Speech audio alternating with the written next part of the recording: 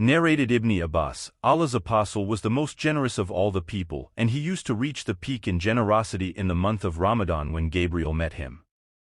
Jibril used to meet him every night of Ramadan to teach him the Quran. Allah's apostle was the most generous person, even more generous than the strong uncontrollable wind, in readiness and haste to do charitable deeds. Sahi Bukhari number 6. The Book of Revelation. Status Sahih. Narrated Abu Huraira, Allah's apostle said, "Whoever establishes prayers during the nights of Ramadan faithfully out of sincere faith and hoping to attain Allah's rewards, not for showing off, all his past sins will be forgiven." Sahi Bukhari number 37. The Book of Belief Faith. Status Sahih. Narrated Abu Huraira, Allah's apostle said, "Whoever observes fasts during the month of Ramadan out of sincere faith and hoping to attain Allah's rewards, then all his past sins will be forgiven." Sahi Bukhari number 38. The Book of Belief Faith. Status Sahih. Narrated Zayd bin Thabit, Allah's apostle made a small room in the month of Ramadan. Sa'id said, "I think that Zayd bin Thabit said that it was made of a mat and he prayed there for a few nights, and so some of his companions prayed behind him. When he came to know about it, he kept on sitting. In the morning he went out to them and said, 'I have seen and understood what you did. You should pray in your houses, for the best prayer of a person is that which he prays in his house except the compulsory prayers.'" Sahi Bukhari number 731. The Book of Adhan. Status Sahih. Narrated Abu Bakr bin Abdur Rahman ibn Harith bin Hisham and Abu Salama bin Abdur Rahman, Abu Huraira used to say takbir in all the prayers, compulsory and optional, in the month of Ramadan or other months. He used to say takbir on standing for prayer and on bowing. Then he would say, "Sami'a Allahu liman hamida," and before prostrating he would say Rabbana wa lakal hamd. Then he would say takbir on prostrating and on raising his head from the prostration, then another takbir on prostrating for the second time, and on raising his head from the prostration. He also would say the takbir on standing from the second rak'ah. He used to do the same in every rak'ah till he completed the prayer.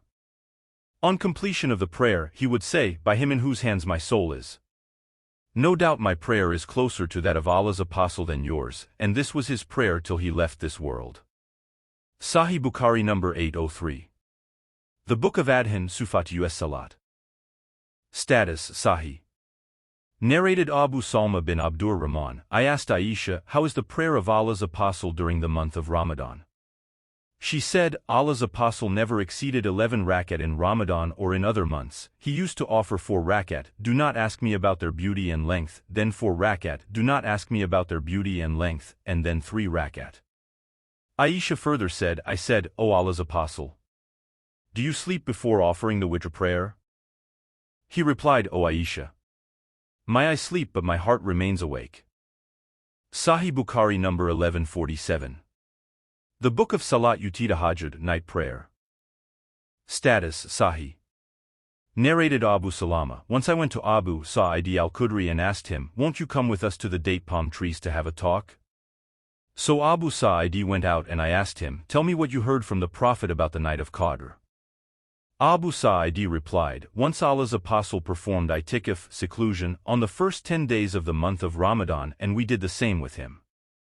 Gabriel came to him and said, 'The night you are looking for is ahead of you.' So the Prophet performed the itikaf in the middle, second, 10 days of the month of Ramadan, and we too performed itikaf with him.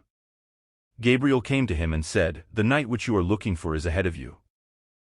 In the morning of the 20th of Ramadan the Prophet delivered a sermon saying, 'Whoever has performed itikaf with me should continue it. I have been shown the night of Qadr, but have forgotten its date, but it is in the odd nights of the last 10 nights. I saw in my dream that I was prostrating in mud and water. In those days the roof of the mosque was made of branches of date palm trees. At that time the sky was clear and no cloud was visible, but suddenly a cloud came and it rained. The Prophet led us in the prayer and I saw the traces of mud on the forehead and on the nose of Allah's apostle. So it was the confirmation of that dream." Sahi Bukhari number 813. The Book of Adhan Sufat us Salat. Status Sahih. The companions of the Prophet, peace be upon him, used to tell him their dreams that Laylatul Qadr was on the 27th of the month of Ramadan. The Prophet said, I see that your dreams agree on the last 10 nights of Ramadan, and so whoever is in search of it should seek it in the last 10 nights of Ramadan. Sahi Bukhari number 1158. The Book of Salat Tahajjud, night prayer. Status Sahi. Narrated Aisha, the people used to fast on Ashura, the 10th day of the month of Muharram, before the fasting of Ramadan was made obligatory. And on that day the Kaaba used to be covered with a cover.